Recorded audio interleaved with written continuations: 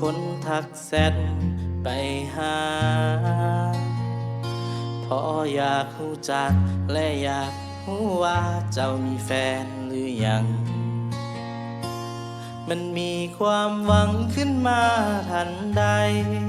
เพราะคนดีบอกว่าบ่มีภัยโสดมาโดนหลายปียังบ่ทันมีคนเคียงข้างกายพอได้โทรหาได้เว้าได้จาด้วยความเข้าใจ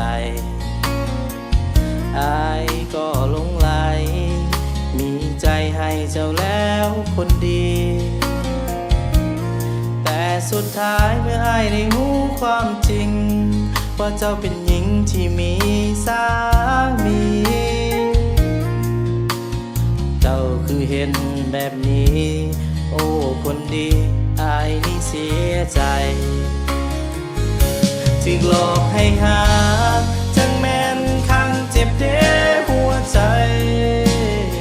เจ้าบอกว่าบ่มีภัยเจ้ามีผัวเป็นตัวเป็นตนถึกหลอกให้หา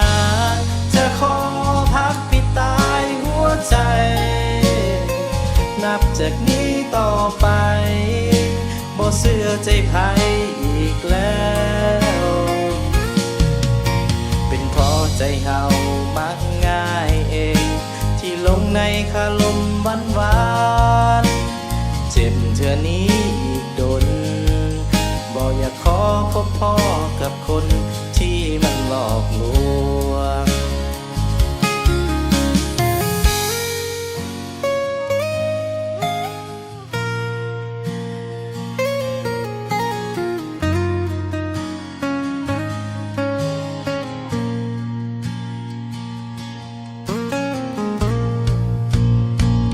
พอได้โทรหา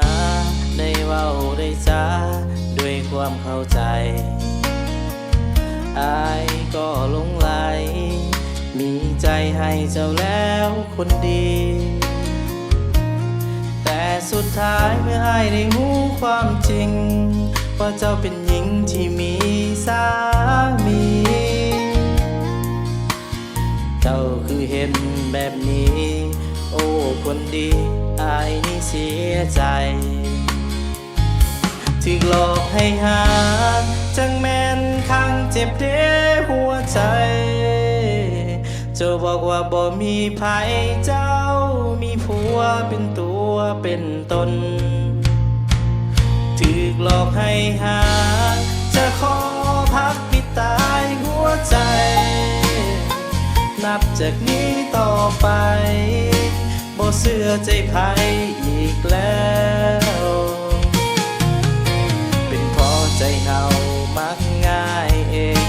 ที่ลงในคาลมหวานเจ็บเทื่อนี้อีกดนบ่อยากขอพบพ่อกับคนที่มันหลอกลวงคือหลอกให้หาจะขอ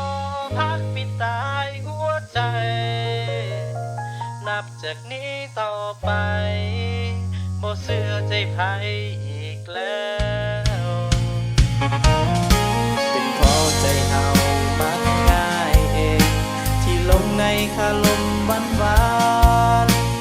เจ็บเทื่อนี้อีกดนบ่อยากขอพบพ่อกับคน